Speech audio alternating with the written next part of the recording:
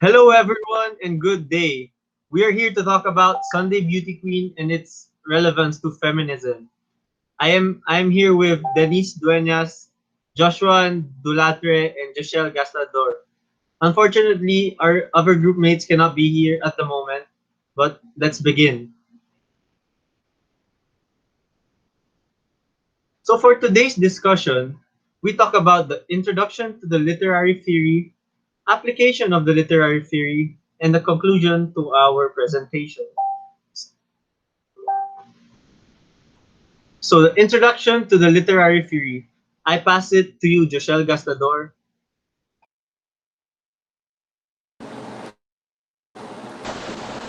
So, how is this literary theory defined? So, like feminism itself, feminist literary theory asks us to consider the relationships between men and women and their relative roles in society. Much feminist literary theory reminds us that the relationship between men and women in society is often unequal and reflects a particular patriarchal ideology.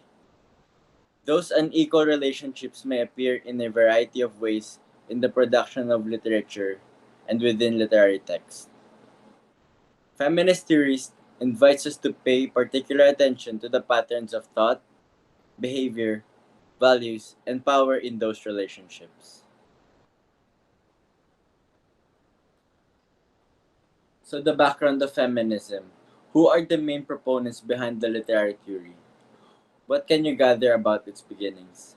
According to Maggie Hum and Rebecca Walker, the history of feminism can be divided into three waves. The first feminist wave was in the 19th and early 20th centuries. The second was in the 1960s and 1970s. And the third extends from the 1990s to the present. Feminist theory emerged from feminist movements. It is manifest in a variety of disciplines such as feminist geography, feminist history, and feminist literary criticism.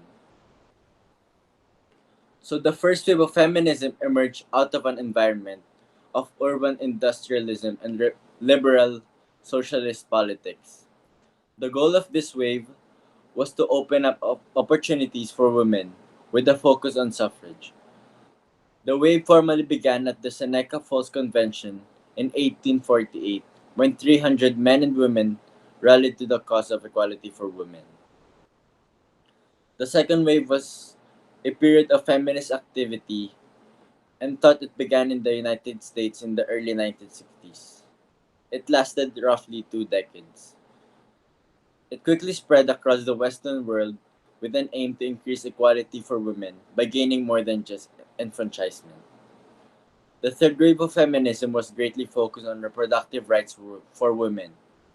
Feminists advocated for a woman's right to make her own choices about her body and stated that it was a basic right to have access to birth control and abortion.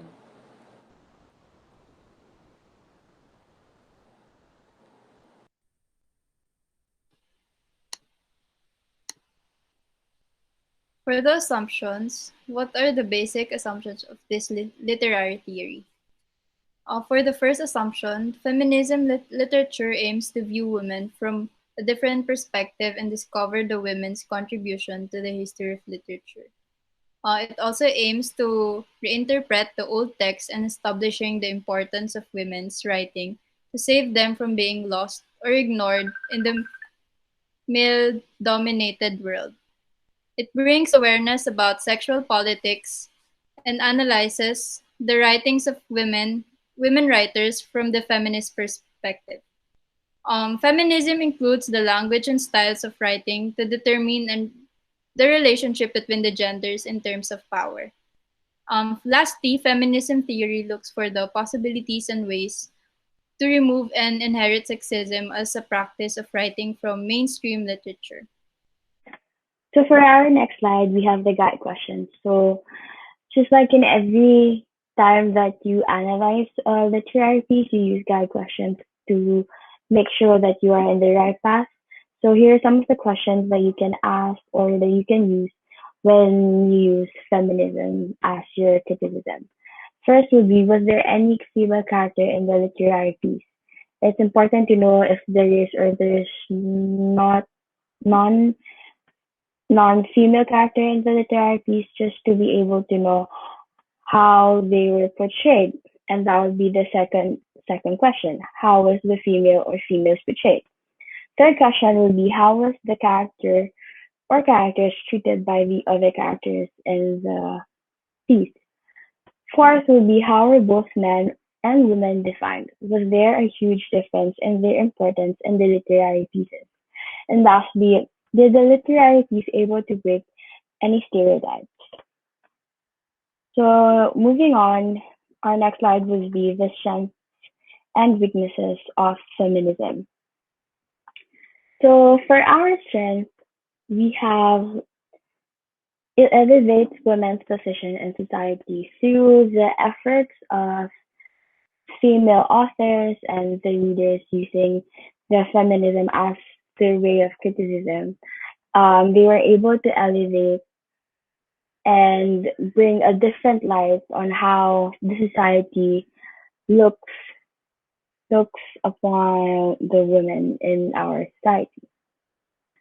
Next was it also enables us to understand the value and the power thus between the relationship of a man and a woman.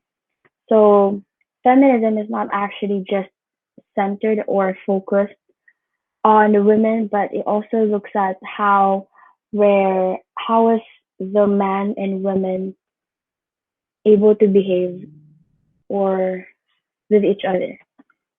And lastly, it goes beyond women being equal to men.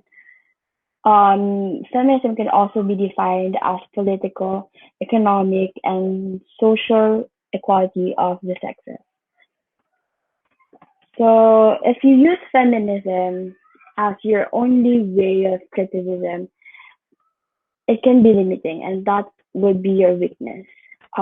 Since feminism only looks at the character, how is the character portrayed, what are the values of the character, and so on, it can be very limiting. So it would be very ideal to use feminism and other theories when you analyze a literary piece.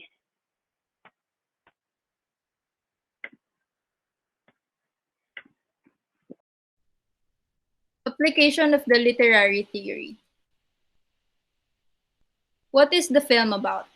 Sunday Beauty Queen focuses on the lives of domestic workers who are involved in beauty pageants, four of which are beauty contestants and one is respected organizer. The theme revolving around the film was the topic of domestic abuse and mistreatment that highlighted the hardship in which the domestic helpers had to experience. Sunday Beauty Queen, like every Sunday in the film of an OFW, is a reflection of the reality that acknowledged that life is what we make it regardless of the obstacles we face. So for the application of film's assumptions and guide questions, for the first scene, in this scene, feminism was exemplified because it brings awareness about discrimination against female domestic helpers joining a pageant, that they should respect them.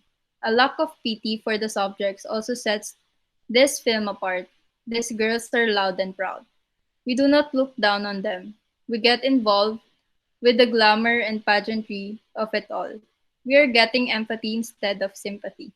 By that, the assumption of feminism literature is applied to the film that we see women from different perspectives, and the director was able to discover the women's contribution to society and literature. Second, for the second film, the flip side to the comparative high wage is the hours and conditions they endure, as most are on call 24 hours a day for 6 days a week, considering the fact that they may have at least one child to mind.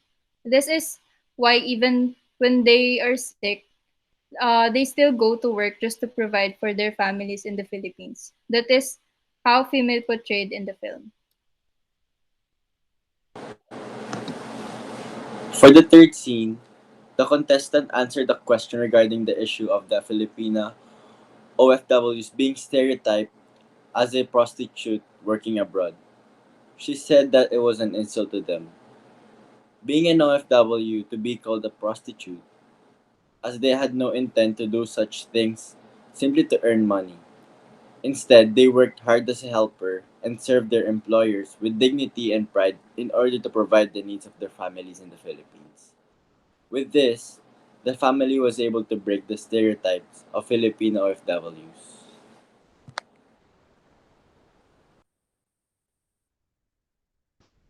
So, what does the film trying to say? What the film what the film conveys about feminism is that most women working as an OFW in Hong Kong are fighting fairly to survive. And Sunday is the only time to have a break from a stressful week and to relax with the help of other organizations which they created. In conclusion, female workers are just like male workers when it comes to their job and responsibilities. It has an ultimate goal to illustrate that a male power can also be a female power and to eliminate gender stereotyping in our society.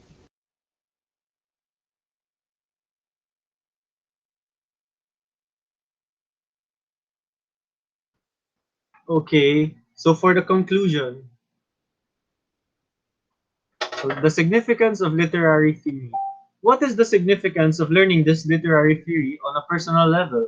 In today's modern world, your career options with the current health crisis. A very basic way of thinking about literary theory is that these ideas act as different lenses critics use to view and talk about art, literature, and even culture. These different lenses allow critics to consider works of art based on certain assumptions with that school of theory. With this being said, literary theory defines its significance in its own terms as we tend to stray away from the significance of literature in the modern world that we live in. With the advancements of our society, especially in technology, we have forgotten the significance of literary pieces such as books and other ancient forms of literature that have been overrun by gadgets. As everyone in the world is struggling with the current health crisis, I believe virtual literature is the next big step for us to take in order for literature to continue to thrive in the modern world. From songwriters to literature professors to librarians, I believe many opportunities are available in these times and new opportunities have opened for those who are passionate enough to spread about the word of literature and its refined history. Key takeaways. What are your takeaways? One of the chief purposes of literature is a means of exploring what it is to be human. It is also a way of communicating with others about a huge range of ideas and concerns. Put simply, literature helps us to understand people, societies, events, and culture. Many literary works have been important parts of the influence in most cultures. Literature has been able to move people with words and not just actions. In the past, women were not given a voice to express their thoughts due to the forced stereotypes being imposed on them, which is why literature became a crucial part of feminist rights in their campaigns and advocacies, most especially with the great Maya Angelou.